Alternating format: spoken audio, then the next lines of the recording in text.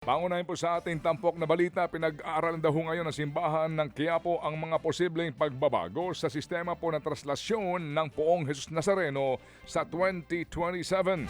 Kaya nga po matapos daw umabot sa halos 31 oras bago natapos ang traslasyon noong Biyernes. Nagsimula ang prosesyon eksakto alas 4 na madaling araw. Araw po ng Biyernes sa Quirino Grandstand pero magtatanghali na nung Sabado bago po nakarating ang andas sa Quiapo Church. Ito na ang pinakamatagal na traslasyon sa kasaysayan. Suma total aabot sa higit na 7 milyong mga deboto ang lumahok sa traslasyon ngayong pong taon. Una nga po namang binago ang disenyo ng andas at ginawang padaustos at madulas ang harapang bahagi para nga sana mapigilan ang mga sumasampang deboto sa andas, pero hindi pa rin po naiwasan ang pagbabagal ng traslasyon. Maliban sa andas, pinag-aral na rin daw ang mga pagbabago sa pangangasiwa ng mga lalahok na deboto. Samantala, umabot po sa 4 ang nasawi sa idinaos na traslasyon ng Poong Jesus Nazareno ngayong taon. 3 sa mga ito ang mga deboto pero wala pang detalye mga otoridad sa sanhi ng kanilang pagkamatay. Bukod po sa kanila, patay din ang isang photojournalist dahil sa atake sa puso habang kino-cover ang prosesyon. Dati na raw itong may trangkaso pero tumuloy pa rin sa kanyang coverage. Bukod sa mga nasawi, umabot din sa mahigit 800 ang kinailangang respondehan ng Red Cross sa gitna po yan ng traslasyon. Kasama po dyan ang mga nagpamonitor ng vital signs, mga nahilo, nasugatan, at ang namagapong iba't ibang bahagi ng katawan, mga nilagnat at maraming iba pa. Sa ibang mga tampok na balita, inimbestigahan po daw ng DILG ang 2 senior officials ng Bureau of Fire Protection dahil sa umano'y kickback. Ayon po kay Interior Secretary John Vic Remulla, sangkot ang dalawa sa pagbili ng 30 milyong pisong halaga ng fire extinguisher para sa condominium building. Sibak na rin po ang mga naturang opisyal na nadestino sa BFP Metro Manila at sa Quezon City District. Una nga pong sinabi ni Remulla na ang BFP ang pinaka-corrupt na attached agency po ng DILG.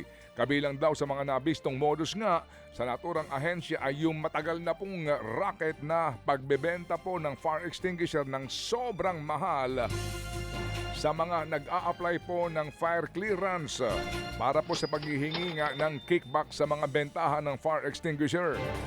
Umalma naman po ang kampo ng dating kongresista na si Zaldico sa iligal na pangungumpiska sa kanyang mga sasakyan na konektado sa congressman. Ayon po sa legal counsel ni Zaldico, sa pilitan daw na kinuha ang susi ng mga sasakyan.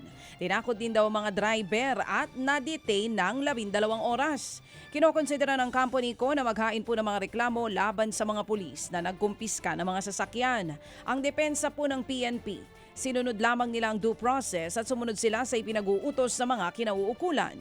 Matatanda ang ilang luxury cars na konektado daw kay Zaldico ang nakumpiska ng Highway Patrol Group sa isang condominium. Na-turn over ng mga sasakyan sa Independent Commission for Infrastructure o ICI para sa kaukulang investigasyon.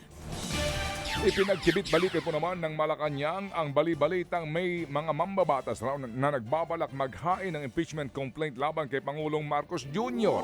Ayon kay Palace Press Officer Claire Castro, nakita nila ang sinasabing balita tungkol sa posibleng impeachment. Pero wala raw itong sapat na basihan at galing lamang daw ito sa mga taga-suporta ng hindi na po niya tinutukoy na politiko. Una nga pong sinabi ni Caloocan Congressman Edgar Erice na may mga lumapit daw sa kanya para i-endorso ang impeachment complaint laban kay Marcos. Pero gate ng palasyo, ginagalang ng Pangulo ang saligang batas at mga legal na proseso. Kaya umaasa daw sila na kikilos ang Kongreso ayon sa tama, sa batas at sa interes ng bayan. Mga kapatid, brothers and sisters, saan ka pa? Dito na tayo sa totoo. Dito na tayo sa True FM. Mga kapatid, mag-subscribe and follow po kayo sa social media accounts ng True Network PH. Yan po kami, hanapin nyo lang True Network PH, Facebook, Instagram, YouTube, TikTok, and podcast. Mapa Apple or Spotify man yan, mahahanap nyo kami. Lahat ng mga napapanood at napapakinggan nyo po sa programa, nasa social media accounts namin yan. So paano mga kapatid? See you sa social media!